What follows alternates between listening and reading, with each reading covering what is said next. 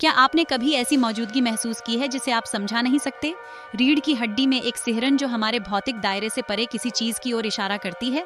पूरे इतिहास में और सभी संस्कृतियों में मनुष्य ने अनदेखी दुनिया से जूझते हुए देवदूतों, भूतों, आत्माओं और स्वयं बुराई की प्रकृति की उत्पत्ति को समझने की कोशिश की है।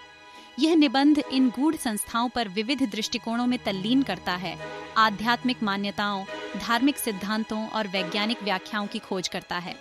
प्राचीन मिथकों से लेकर आधुनिक अपसामान्य जांच तक अलौकिक के साथ मानवीय आकर्षण सदियों से बना हुआ है। हम विभिन्न संस्कृतियों और विश्वास प्रणालियों के माध्यम से यात्रा करेंगे, इन अलौकिक प्राणियों को घेरने वाले स्पष्टीकरणों के जटिल टेपेस्ट्री की जांच करेंगे।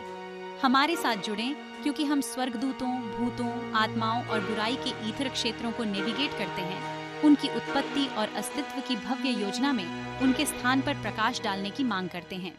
दुनिया भर की आध्यात्मिक परंपराएं देवदूतों, भूतों, आत्माओं और बुराई के बारे में मान्यताओं का एक समृद्ध ताना बाना पेश करती हैं। कई आध्यात्मिक परंपराएं ब्रह्मांड को अनदेखी ऊर्जाओं और संस्थाओं से भरे हुए क्षेत्र के रूप में देखती हैं। कुछ संस्कृतियों में स्वर्गदूतों को प्रकाश के उदार प्राणी के रूप में देखा जाता है। दूसरी ओर भूतों को अक्सर मृत मनुष्यों की सुस्त आत्माओं के रूप में माना जाता है। ईसाई धर्म देवदूतों, राक्षसों और बुराई की प्रकृति पर एक अलग दृष्टिकोण प्रस्तुत करता है, जो पुराने और नए नियमों जैसे बाइबल ग्रंथों से काफी हद तक आकर्षित होता है। स्वर्गदूतों को ईश्वर द्वारा बनाए गए खगोलीय प्राणियों के रूप में माना जाता है, जो उसके दूत, रक्षक और योद्धा के रूप में सेवा करते हैं। राक्षस गिरे हुए स्वर्गदूत हैं, जिन्होंने भगवान के खिलाफ विद्रोह किया। ईसा मसीह साक्ष्य की शरीके थे। इस्लाम, कुरान और हदीस की शिक्षाओं में निहित स्वर्गदूतों, आत्माओं और बुराई पर एक अनूठा दृष्टिकोण प्रस्तुत करता है। अरबी में मलाइका के रूप में जाने जाने वाले फरिश्ते इस्लामी मान्यता में एक महत्वपूर्ण भूमिका निभाते हैं। प्रकाश से निर्मित उन्हें भगवान के दूत माना जाता है, जो उसकी बोधिचित्त को पूरा करते हैं और मनुष्यों के कर्मों को रिकॉर्ड करते हैं। कुरान में वर्णित एक अन्य प्रकार के आध्यात्मिक प्राणी जिन्न धुएं रहित आग से बनाए गए हैं और उनके पास स्वतंत्र इच्छा शक्ति है, जो धार्मिकता और दुष्टता दोनों में सक्षम है। कहा जाता है कि वे एक समानांतर आयाम में मौजूद हैं, जो सूक्ष्म तरीकों से मानव दुनिया के साथ बातचीत करते हैं। बुराई की इस्लामी अवधारणा शैतान की आकृति के इर्द गिर्द घूमती है, जो एक ऐसा जिन्न है जिसने भगवान की अवज्ञा की और मनुष्यों को पाप और अपराध की ओर प्रलोभित किया। स्वर्गदूतों के विपरीत, जिनके पास कोई स्वतंत्र इच्छा नहीं है, माना जाता है कि मनुष्यों और जिन्न दोनों में अच्छे और बुरे दोनों की क्षमता होती है। वे जीवन में जो चुनाव करते हैं, वे मृत्यु के बाद उनके अंतिम भाग्य को निर्धारित करते हैं। इस्लाम शैतान की फुसफुसाहट से भगवान की शरण लेने और जीवन के सभी पहलुओं में धार्मिकता के लिए प्रयास करने के महत्व पर जोर देता है। खंड 5, हिंदू ब्रह्मांड विज्ञान, प्राणियों का एक असंख्य। हिंदू ब्रह्मांड विज्ञान देवताओं, आत्माओं और अलौकिक संस्थाओं का एक विशाल और जटिल टेपेस्ट्री प्रस्तुत करता है, जो एक चक्रीय ब्रह्मांड में विश्वास को दर्शाता है, जिसमें कोई पूर्ण शुरुआत या अंत नहीं है। हिंदू धर्म के केंद्र में ब्राह्मण की अवधारणा है, अंतिम वास्तविकता, जिससे सभी प्राणी और घटनाएं निकलती हैं। ब्रह्मा, विष्णु और शिव से मिलकर त्रिमूर्ति ब्रह्मांड के निर्माण, पालन और विघटन के लिए जिम्मेदार ब्रह्मांडीय शक्तियों का प्रतिनिधित्व करते हैं। हिंदू धर्म देवों, असुरों और विभिन्न लोकों में रहने वाली आत्माओं की भीड़ सहित विभिन्न अन्य प्राणियों के अस्तित्व को स्वीकार करता है। कर्म, कारण और प्रभाव का नियम हिंदू मान्यता में एक महत्वपूर्ण भूमिका निभाता है। जन्म, मृत्यु और पुनर्जन्म के चक्र को प्रभावित करता है। कर्म अच्छे और बुरे दोनों कर्म के निशान बनाते हैं, जो किसी के भाग्य को आकार देते हैं। हिंदू संदर्भ में बुराई को अक्सर अज्ञानता और भौतिक दुनिया से लगाव के परिणाम के रूप में देखा जाता है। आध्यात्मिक मुक्ति की खोज में इन सीमाओं को पार करना और दिव्य सार के हिस्से के रूप में अपने वास्तविक स्वरूप को महसूस करना शामिल है। खंड 6, बौद्ध धर्म कर्म, पुनर्जन्म और दुह की प्रकृति। बौद्ध धर्म वास्तविकता की प्रकृति पर एक अलग दृष्टिकोण प्रस्तुत करता है, जो 4 महान सत्यों और दुखों को कम करने और आत्मज्ञान प्राप्त करने के साधन के रूप में अष्टांगिक मार्ग पर ध्यान केंद्रित करता है। जबकि बौद्ध धर्म देवताओं और आत्माओं के अस्तित्व को स्वीकार करता है, उन्हें अमर या सर्वशक्तिशाली नहीं माना जाता है। इसके बजाय वे कर्म और पुनर्जन्म के समान नियमों के अधीन हैं, जैसे मनुष्य। भूत, जिन्हें बौद्ध धर्म में प्रेत कहा जाता है, माना जाता है कि वे अपने पिछले कर्मों के कारण दुख की स्थिति में फंसे हुए प्राणी हैं। उन्हें अक्सर क्षीण और पीड़ित के रूप में चित्रित किया जाता है, जो अतृप्त भूख और प्यास से प्रेरित होते हैं। बौद्ध धर्म स्वयं सहित सभी घटनाओं की अपूर्णता पर जोर देता है। बौद्ध धर्म में कोई शाश्वत आत्मा या आत्मा नहीं है, केवल चेतना की एक निरंतर बदलती धारा है। बौद्ध संदर्भ में बुराई को बाहरी शक्ति के रूप में नहीं देखा जाता है, बल्कि अकुशल मानसिक अवस्थाओं के उत्पाद के रूप में देखा जाता है, जैसे कि लोभ, घृणा और भ्रम। मुक्ति के मार्ग में करुणा, प्रेम, कृपा और ज्ञान जैसी पूर्ण मानसिक अवस्थाओं को विकसित करना शामिल है। खंड 7 अन्य परंपराओं से झलकियां। प्रमुख विश्व धर्मों से परे कई अन्य धर्म और स्वदेशी परंपराएं देवदूतों, भूतों, आत्माओं और बुराई पर अद्वितीय दृष्टिकोण प्रदान करती हैं। उदाहरण के लिए यहूदी धर्म स्वर्गदूतों के अस्तित्व को भगवान के दूतों और एजेंटों के रूप में स्वीकार करता है, जो बाइबल के आख्यानों में महत्वपूर्ण भूमिका निभाते हैं। कबला यहूदी धर्म के भीतर एक रहस्यमय परंपरा स्वर्गदूतों के दायरे और दिव्य से उनके संबंध में तल्लीन करता है। भारत के पंजाब क्षेत्र में उत्पन्न एकेश्वरवादी धर्म सिख धर्म ध्यान, निस्वार्थ सेवा और परमात्मा के साथ मिलन के लिए प्रयास करने के महत्व पर जोर देता है, जबकि सिख धर्म आत्माओं के अस्तित्व को स्वीकार करता है। यह एक ईश्वर पर ध्यान केंद्रित करने के सर्वोपरि महत्व पर जोर देता है। दुनिया भर में स्वदेशी परंपराएं अक्सर प्राकृतिक दुनिया से गहरा संबंध बनाए रखती हैं, पूर्वजों और प्रकृति से जुड़ी आत्माओं का सम्मान करती हैं। ये परंपराएं अक्सर पर्यावरण के साथ सामंजस्य बिठाकर रहने और ब्रह्मांड के नाजुक संतुलन का सम्मान करने के महत्व पर जोर देती हैं। खंड 8 वैज्ञानिक लेंस संशयवाद का क्षेत्र। विज्ञान इन घटनाओं को अधिक संदेहात्मक और अनुभवजन्य लेंस से देखता है। अलौकिक संस्थाओं के अस्तित्व का समर्थन करने के लिए कोई सत्यापन योग्य प्रमाण नहीं है। अलौकिक मुठभेड़ों के दावों को अक्सर संदेह के साथ पूरा किया जाता है।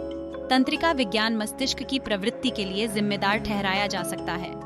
मनोविज्ञान सुझाव की शक्ति, विश्वास प्रणालियों और मानव मानस में तल्लीन करता है। प्लेसिबो प्रभाव और अनुभवों को आकार देने में विश्वास की शक्ति का पता लगाया है।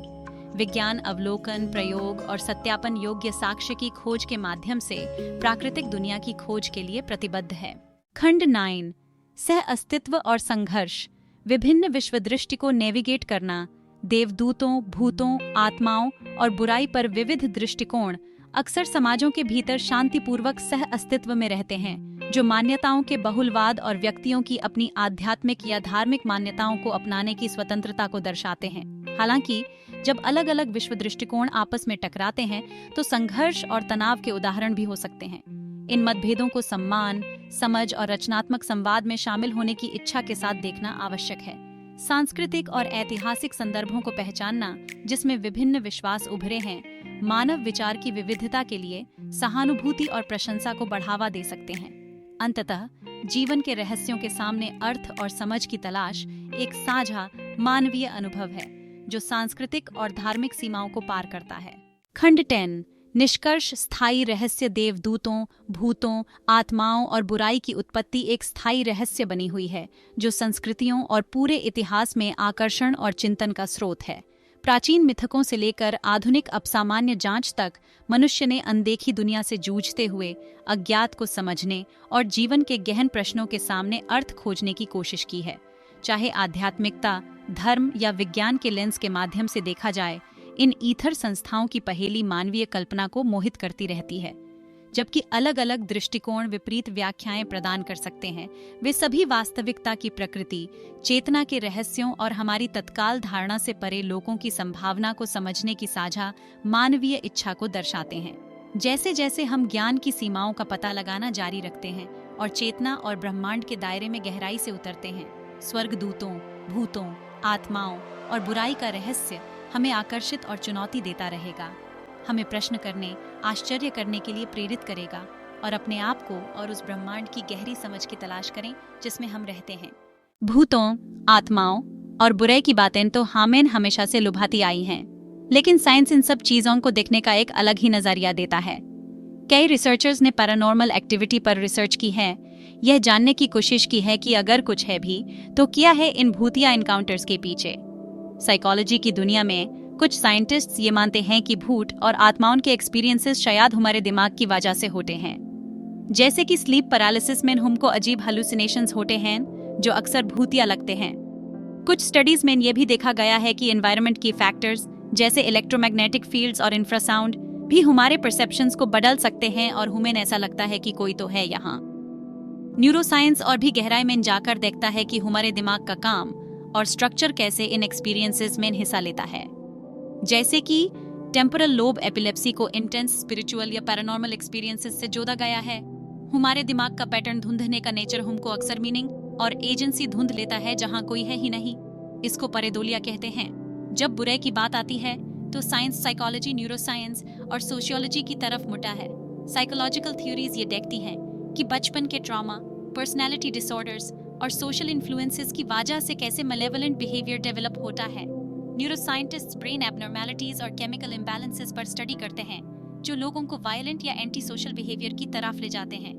और सोशियोलॉजिस्ट्स वो सोसाइटी के बेड स्ट्रक्चर्स और कल्चरल नॉर्म्स को देखते हैं जो ऐसे बिहेवियर्स को इनकरेज या मिटिगेट करते हैं। जैसे डॉक्टर रिचर्ड वाइजमैन जैसे रिसर्चर्स ने पैरानॉर्मल पर एक्सपेरिमेंट्स किए हैं।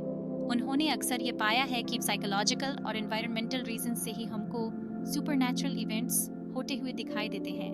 उसी तरह डॉक्टर माइकल परसिंगर का काम, जिन्होंने गॉड हेलमेट बनाया, दिखाता है कि दिमाग के कुछ एरियाज को स्टिमुलेट करने से हमको ऐसे एक्सपीरियंसेस हो सकते हैं जो अक्सर मिस्टिकल या अदरवर्ल्डली लगते हैं। इन साइंटिफिक एक्सप्लोरेशंस से हमको ह्यूमन एक्सपीरियंस की समझ मिलती है। हम समझते हैं कि जो हमको सुपरनैचुरल लगता है वो शायद हमारे दिमाग और एनवायरनमेंट की कॉम्प्लेक्सिटीज में नहीं छुपा है। भले ही साइंस सारे जवाब न दे पाए, लेकिन वो एक वैल्यूएबल पर्सपेक्टिव देता है जो हमको क्वेश्चन करने, इन्वेस्टिगेट करने और अपने आसपास की दुनिया को और बेहतर समझने की चैलेंज देता है। दोस्तों, दुनिया भर की संस्कृतियों में भूत प्रेत, देवदूत और बुरी शक्तियों को लेकर अलग अलग सोच है। हालांकि इन मान्यताओं में बहुत फर्क है, फिर भी कुछ ऐसी बातें हैं जो सब जगह मिलती हैं। इनसे हमें पता चलता है कि हमारी संस्कृति अनदेखी दुनिया को समझने के हमारे नजरिए को कैसे बदल देती है। ईसाई धर्म में देवदूतों को भगवान के दूत और रक्षक माना जाता है। वो इंसानों के बीच आकर उनकी मदद करते हैं। वहीं इस्लाम में देवदूतों को रोशनी से बनी हुई खास शक्तियां बताया गया है। हर देवदूत का एक खास काम होता है, जैसे इंसानों के अच्छे बुरे कामों का हिसाब रखना या अल्लाह का पैगाम पहुंचाना। लेकिन दोनों ही धर्मों में देवदूतों को अच्छा और मददगार माना जाता है। अब बात करते हैं भूत प्रेत की। यहाँ हर संस्कृति की सोच बिल्कुल अलग है। पूरब के कई देशों में, जैसे चीन और जापान, अपने बुजुर्गों की पूजा बहुत जरूरी मानी जाती है। माना जाता है कि मरने के बाद भी हमारे बुजुर्ग हम पर असर डालते हैं, इसीलिए उन्हें खुश करने के लिए खास पूजा पाठ की जाती है। वहीं पश्चिमी देशों में भूतों को बेचैन आत्मा या किसी बुरी घटना की निशानी माना जाता है। कहा जाता है कि ये भूत किसी खास जगह पर भटकते रहते हैं। बुराई को लेकर भी हर संस्कृति की अलग अलग सोच है। हिंदू धर्म में बुराई को अज्ञानता और ब्रह्मांड के नियमों में गड़बड़ी का नतीजा माना जाता है। राक्षस और बुरी आत्माएं इसी अराजकता को दिखाती हैं। वहीं अफ्रीका के कई धर्मों में बुरी आत्माओं को बीमारी और दुर्भाग्य का कारण माना जाता है। वहाँ के धर्मगुरु और ओझा लोगों को इन बुरी आत्माओं से बचाने का काम करते हैं। इन सब अलग अलग मान्यताओं के बीच भी कुछ ऐसी बातें हैं जो हर जगह मिलती हैं। कई संस्कृतियों का मानना है कि दुनिया में अच्छाई और बुराई दोनों साथ साथ रहती हैं और इंसानी जिंदगी पर असर डालती है। हर जगह अच्छाई और बुराई की लड़ाई की कहानियां सुनाई जाती हैं। ये कहानियां दिखाती हैं कि इंसान हमेशा अच्छे और बुरे ताकतों से जूझता रहता है। हमारी संस्कृति इन मान्यताओं को बनाने में बहुत बड़ा रोल निभाती है। समाज, इतिहास और आसपास का माहौल ये सब तय करते हैं कि हम भूत प्रेत जैसी चीज़ों को कैसे देखते और समझते हैं। जैसे जिन इलाकों में अक्सर कुदरती आफतें आती हैं, वहाँ के धर्मों में सुरक्षा और पैदावार से जुड़े देवी देवताओं की पूजा ज़्यादा होती है। जिन समाजों में परिवार और खानदान को बहुत अहमियत दी जाती है, वहाँ बुजुर्गों की पूजा और उनकी आत्माओं को खुश रखने का रिवाज ज़्यादा होता है। दुनिया भर की अलग अलग संस्कृतियों की इन मान्यताओं को समझने से हमें भूत प्रेत जैसे विषयों पर तो जानकारी मिलती ही है, साथ ही हम ये भी समझ पाते हैं कि इंसानों की सोच कितनी अलग अलग हो सकती है। इन समानताओं और फर्क को समझकर हम इस बात की कद्र करना सीखते हैं कि हर संस्कृति दुनिया के रहस्य और अनदेखी ताकतों को अपने अपने तरीके से कैसे समझने की कोशिश